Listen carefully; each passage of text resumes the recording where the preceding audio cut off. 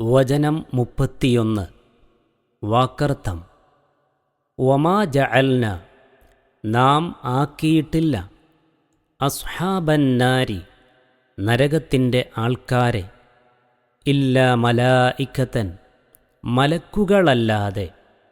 വമാ ജഅൽന, നാം ആക്കിയിട്ടില്ല, ഇദ്ദത്തഹും, അവരുടെ എണ്ണം, ഇല്ലാ ഫിത്നതൻ, ഒരു പരീക്ഷണമല്ലാതെ, ലില്ലദീന കഫറൂ, അവിശ്വസിച്ചവർക്ക്, ലിയസ്തയിഖിന, ഉറപ്പാക്കുവാൻ, ദൃഢമാക്കുവാൻ വേണ്ടി, അല്ലദീന ഊത്തു, നൽകപ്പെട്ടവർ, അൽ കിതാബ, വേദഗ്രന്ഥം, വയസ്ദാദ, അധികരിക്കാനും, അല്ലദീന ആമനു, വിശ്വസിച്ചവർക്ക്, ഈമാനൻ, വിശ്വാസം, വിശ്വാസത്താൽ, വലായർത്താബ, സംശയിക്കപ്പെടാതെ ഇരിക്കുവാനും, അല്ലദീന ഊത്തുൽ കിതാബ, വേദഗ്രന്ഥം നൽകപ്പെട്ടവർ, വൽമുഅ്മിനൂന, സത്യവിശ്വാസികളും,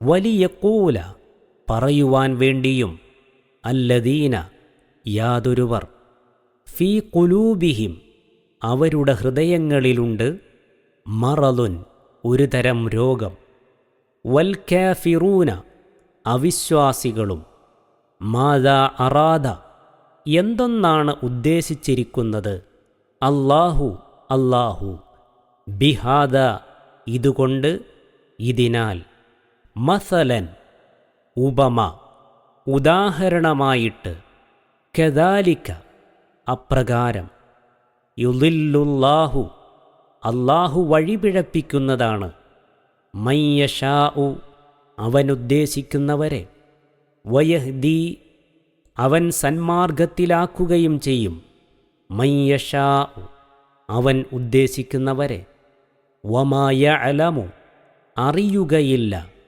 ജുനൂദ റബ്ബിക, നിന്റെ റബ്ബിൻ്റെ സൈന്യങ്ങളെ, ഇല്ലാഹുവ, അവനല്ലാതെ, വമാഹിയ, അത് അല്ല, ഇവ അല്ല, അവ അല്ല, ഇല്ലാ ദിക്റ, ഉപദേശം, സ്മരണ അല്ലാതെ, ലിൽ ബഷർ, മനുഷ്യർക്ക്.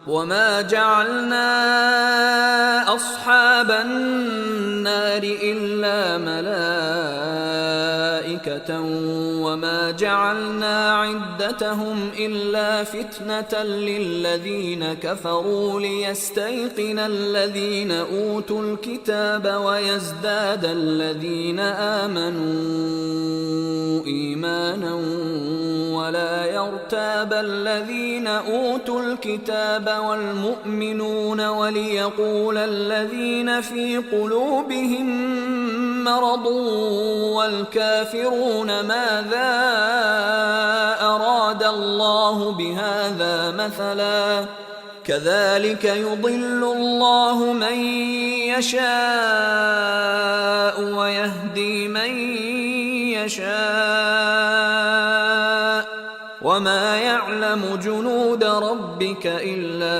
هو وما هي إلا ذكرى للبشر. നരകത്തിൻ്റെ മേൽനോട്ടക്കാരായ ആൾക്കാരെ നാം മലക്കുകളല്ലാതെ ആക്കിയിട്ടില്ല. അവരുടെ എണ്ണം അവിശ്വസിച്ചവർക്കൊരു പരീക്ഷണമല്ലാതെയും ആക്കിയിട്ടില്ല. അതെ, വേദഗ്രന്ഥം നൽകപ്പെട്ടിട്ടുള്ളവർ ദൃഢമായി വിശ്വസിക്കുവാനും വിശ്വസിച്ചിട്ടുള്ളവർക്ക് വിശ്വാസം വർദ്ധിക്കുവാനും, വേദഗ്രന്ഥം നൽകപ്പെട്ടവരും സത്യവിശ്വാസികളും സന്ദേഹപ്പെടാതിരിക്കുവാനുമാകുന്നു അത്. കൂടാതെ ഹൃദയങ്ങളിൽ ഒരു തരം രോഗമുള്ളവരും അവിശ്വാസികളും ഇതുമൂലം എന്തൊരുപമയാണ് അല്ലാഹു ഉദ്ദേശിച്ചിരിക്കുന്നത് എന്ന് പറയുവാൻ വേണ്ടിയുമാകുന്നു. അപ്രകാരം അല്ലാഹു അവനുദ്ദേശിക്കുന്നവരെ വഴിപിഴപ്പിക്കുകയും അവനുദ്ദേശിക്കുന്നവരെ സന്മാർഗത്തിലാക്കുകയും ചെയ്യുന്നു. നിന്റെ റബ്ബിൻ്റെ സൈന്യങ്ങളെ അവനല്ലാതെ ആരും അറിയുന്നതല്ല. ഇത് മനുഷ്യർക്ക് ഒരു സ്മരണ അഥവാ ഉപദേശം അല്ലാതെ മറ്റൊന്നും അല്ലതാനും. 31 വചനത്തിൻ്റെ വിശദീകരണം. നരകത്തിൻ്റെ മേൽനോട്ടം വഹിക്കുവാൻ ഏൽപ്പിക്കപ്പെട്ടിരിക്കുന്നത് 19 മലക്കുകളാണെന്ന് അല്ലാഹു പ്രസ്താവിച്ചുവല്ലോ.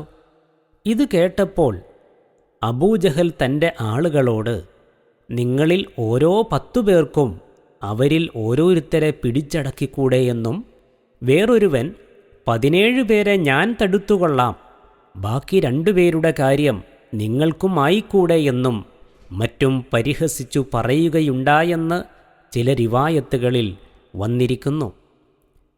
നരകത്തിൻ്റെ മേൽനോട്ടക്കാർ മലക്കുകൾ മാത്രമാണ്, അഥവാ മനുഷ്യരോ മറ്റോ അല്ല എന്ന് അല്ലാഹു ആദ്യമായി ചൂണ്ടിക്കാട്ടി.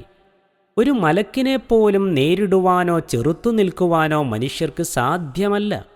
എന്നിരിക്കെ 19 പേരിൽ നിന്ന് എങ്ങനെ രക്ഷപ്പെടുവാൻ കഴിയും? അതുകൊണ്ട് അവരിൽ നിന്ന് ആരെങ്കിലും രക്ഷപ്പെട്ടേക്കുമെന്ന് കരുതേണ്ട എന്നിങ്ങനെയുള്ള ഒരു സൂചന ഇതിൽ അടങ്ങിയിരിക്കുന്നു.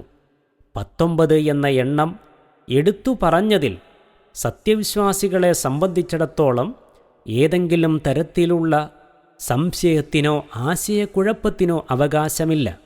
എന്തുകൊണ്ട് 19 അല്ലെങ്കിൽ 20 100 ആയില്ല എന്നിത്യാദി വിമർശനങ്ങളൊന്നും അവരിൽ നിന്നുണ്ടാവാനില്ല. അല്ലാഹു പറഞ്ഞത് അപ്പടി സ്വീകരിക്കുവാനും വിശ്വസിക്കുവാനും അവർ തികച്ചും സന്നദ്ധരാണ്. എന്നാൽ അവിശ്വാസികളെ സംബന്ധിച്ചിടത്തോളം അതൊരു പരീക്ഷണം മാത്രമാണെന്ന് തുടർന്ന് പ്രസ്താവിച്ചിരിക്കുന്നു. ഈ 2 മുഖവുരകൾക്ക് ശേഷം വിഷയം കുറെ കൂടി വിശദീകരിക്കപ്പെടുകയാണ് അടുത്ത വാക്യങ്ങളിൽ ചെയ്തിരിക്കുന്നത്. അതായത്, വേദഗ്രന്ഥം നൽകപ്പെട്ടവർക്ക് ഖുർആനിലുള്ള വിശ്വാസം ദൃഢകരമായി തീരുവാൻ അത് ഉപകരിക്കുന്നു. കാരണം അവരുടെ പക്കലുള്ള ഗ്രന്ഥങ്ങൾ മുഖേന അത് അവർക്ക് മനസ്സിലാക്കുവാൻ കഴിഞ്ഞിട്ടുണ്ട്. ഖുർആനും അതോട് യോജിച്ച് കാണുമ്പോൾ അവർക്കത് കൂടുതൽ ബോധ്യവും സ്വീകാര്യതയും ആയിരിക്കുമല്ലോ. മുൻ വേദഗ്രന്ഥങ്ങളിൽ ഈ വിവരം ഉള്ളതുകൊണ്ടാണ് അല്ലാഹു ഇപ്രകാരം പ്രസ്താവിച്ചതെന്ന് ഇബ്നു അബ്ബാസ് റളിയല്ലാഹു അൻഹു, ഖത്താദ, മുജാഹിദ് റഹിമഹുമുള്ള എന്നിവരിൽ നിന്ന് നിവേദനം വന്നിട്ടുണ്ട്. മറ്റു പലതുമെന്ന പോലെ ഇന്നത്തെ ബൈബിളുകളിൽ ഇത് കാണപ്പെടാത്തതിന് കാരണം വ്യക്തമാണ്. പക്ഷേ ഖുർആൻ അവതരിക്കുന്ന കാലത്തെ വേദക്കാർക്ക് ഇക്കാര്യം പൊതുവിൽ അറിയാമായിരുന്നുവെന്നും അതുകൊണ്ടാണ് അവർ അതിനെ എതിർക്കാതിരുന്നതെന്നും സ്പഷ്ടമാണല്ലോ. ഇതുപോലെ തന്നെ സത്യവിശ്വാസികൾക്ക് അത് വിശ്വാസം വർദ്ധിക്കുവാനും ഇടയാകുന്നു. ഖുർആന്റെ പ്രസ്താവനകളെ വേദക്കാർ ശരിവെച്ചു കാണുന്നതും നരകശിക്ഷയുടെ കാഠിന്യത്തെയും സ്വഭാവത്തെയും കുറിച്ച് അറിയുന്നതും സത്യവിശ്വാസികളുടെ വിശ്വാസവർദ്ധനവിന് കാരണമാകുന്നു. കൂടാതെ അല്ലാഹുവിങ്കൽ നിന്ന് അവതരിച്ചുകൊണ്ടിരിക്കുന്ന ഓരോ സന്ദേശവും അവരുടെ വിശ്വാസത്തിൽ വർധനവുണ്ടാക്കുന്നു. വഇദാ തുലിയത് അലൈഹിം ആയാതുഹു സാദത്തുഹും ഈമാന. സൂറത്തു അൻഫാൽ.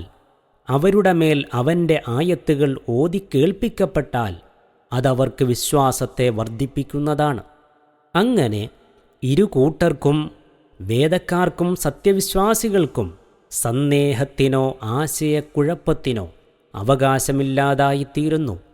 പരീക്ഷണത്തിൻ്റെ ഒരു വശമത്രേ ഇത്. നേരെ മറിച്ച് ഹൃദയത്തിൽ രോഗമുള്ളവരായ കപടവിശ്വാസികൾക്കും സത്യനിഷേധികളായ അവിശ്വാസികൾക്കുമാകട്ടെ ഈ പ്രസ്താവന മൂലം ആശയക്കുഴപ്പവും കുതർക്കവുമായിരിക്കും വർദ്ധിക്കുക. പരീക്ഷണ ഫലത്തിൻ്റെ മറുവശമാണിത്. അങ്ങനെ അവർ പറഞ്ഞേക്കും, ഇതെന്തൊരു ഉപമയാണ്, ഇതിൻ്റെ ഉദ്ദേശ്യം എന്തായിരിക്കും? എന്താണ് ഒരു 19ൻ്റെ കണക്ക്? എന്തുകൊണ്ട് ഒരെണ്ണം കൂടിച്ചേർത്ത് 20 തികച്ചില്ല എന്നൊക്കെ? ഇതിന് അല്ലാഹു നൽകുന്ന മറുപടി ശ്രദ്ധേയമാകുന്നു. അതിൽ ഒന്ന്, ഇങ്ങനെയുള്ള പരീക്ഷണങ്ങൾ മുഖേന അല്ലാഹു ഉദ്ദേശിച്ചവരെ അവൻ വഴിപിഴപ്പിക്കുകയും അവൻ ഉദ്ദേശിച്ചവരെ അവൻ സന്മാർഗത്തിലാക്കുകയും ചെയ്യുന്നു. അതെ, സഹൃദയന്മാർക്ക് നേർമാർഗം പ്രാപിക്കുവാനും ദുഷ്ടന്മാർക്ക് വഴി പിഴച്ചു തെറ്റിപ്പോകുവാനും അത് കാരണമായിത്തീരുന്നു. 2. അള്ളാഹുവിൻ്റെ സൈന്യങ്ങൾ ഏതൊക്കെയാണ്, എത്രയാണ്, അവരുടെ സ്ഥിതിഗതികൾ എന്തെല്ലാമാണ് എന്നൊക്കെ അവൻ മാത്രമേ അറിയുകയുള്ളൂ. ഓരോ തരത്തിലുള്ള ആരാധനാകർമ്മങ്ങൾ നടത്തിക്കൊണ്ടിരിക്കുന്ന മലക്കുകൾ ഇല്ലാത്ത ഒരു സ്ഥലവും 7 ആകാശങ്ങൾക്കിടയിൽ ഇല്ല എന്നും മറ്റും നബി സല്ലല്ലാഹു അലൈഹി വസല്ലം പ്രസ്താവിച്ചിട്ടുള്ളത് ഇവിടെ സ്മരണീയമാകുന്നു. അബൂദാവൂദ്, തിർമുദി, ഇബ്നു മാജ. എന്നിരിക്കെ അവരെക്കുറിച്ച് അല്ലാഹു പറയുന്നത് അക്ഷരാർത്ഥത്തിൽ വിശ്വസിക്കുകയും സമ്മതിക്കുകയുമല്ലാതെ അതിനെപ്പറ്റി ചോദ്യം ചെയ്യാനോ കൂടുതൽ ചർച്ച നടത്താനോ ആർക്കും ന്യായമോ അവകാശമോ ഇല്ല. അക്കൂട്ടത്തിൽ നരകത്തിൻ്റെ മേൽനോട്ടക്കാരെ 19 ആക്കിയതിൻ്റെ രഹസ്യവും അവനു മാത്രമേ അറിഞ്ഞുകൂടൂ. ഇനി 20 എന്നോ മറ്റോ പറഞ്ഞാൽ അപ്പോഴും എന്തുകൊണ്ടാണത് എന്ന് ഇവർ ചോദിച്ചുകൂടായികയില്ലല്ലോ. 3. നരകത്തെക്കുറിച്ചും അതിലെ കാവൽക്കാരെക്കുറിച്ചും മറ്റുമുള്ള ഇത്തരം പ്രസ്താവനകളൊന്നും തർക്കത്തിനോ വിമർശനത്തിനോ വിഷയമായി കൂടാത്തതാണ്. ജനങ്ങളെ ഓർമ്മിപ്പിക്കുക മാത്രമാണ് അവയുടെ ലക്ഷ്യം. ഇഷ്ടമുള്ളവർക്ക് അവയെപ്പറ്റി ചിന്തിക്കുകയും ഉറ്റാലോചിക്കുകയും ചെയ്യാം. അവയുടെ അടിസ്ഥാനത്തിൽ സ്വന്തം ചര്യയെ ചിട്ടപ്പെടുത്തുകയും ചെയ്യാം എന്നു മാത്രം.